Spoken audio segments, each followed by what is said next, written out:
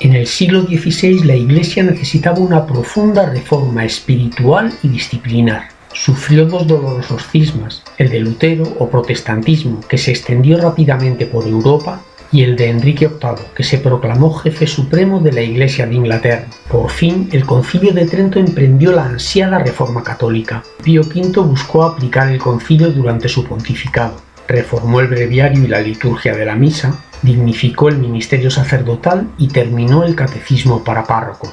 También se enfrentó a la difusión del protestantismo y a las invasiones de los turcos que desarraigaban violentamente la fe cristiana. Pío V procuró aunar las fuerzas cristianas, tarea difícil con Venecia y España, pero lo consiguió, y la Liga Santa quedó constituida el 25 de mayo de 1571. Uno de esos días, mientras recitaba el prólogo de San Juan al final de la misa, hubo un hombre enviado por Dios. Su nombre era Juan. El Papa entendió que don Juan de Austria, con apenas 24 años, debía comandar las tropas cristianas. Fue una luz de Dios, y el Papa prometió a don Juan la victoria. Lepanto, 7 de octubre de 1571. Don Juan de Austria desde una fragata fue animando a los soldados. Antes de la batalla, de rodillas oró a Dios pidiéndole la victoria, y todos hicieron lo mismo. Los jesuitas y capuchinos enviados por el Papa dieron la absolución a todos. Las cifras de la batalla son contundentes, pero el acierto de don Juan al equipar las galeras y sus disposiciones tácticas no bastan para explicar tan abrumadora victoria. El Papa Pío V había pedido durante meses que se rezara el rosario, devoción muy querida en la orden de predicadores de la que él procedía.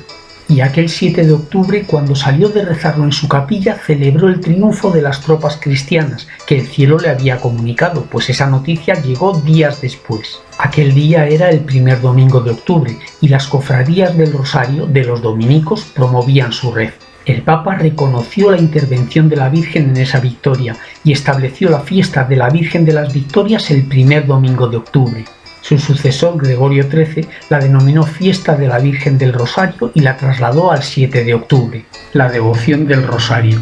En 1208 la Madre de Dios se apareció a Santo Domingo de Guzmán, le enseñó a rezar el rosario y le pidió propagar esa devoción para combatir las herejías que amenazaban al pueblo cristiano. En Lepanto, 1571, demostró una vez más su eficacia, y en las apariciones de Lourdes, 1858, y Fátima, 1917, ha vuelto a recomendarnos esa devoción.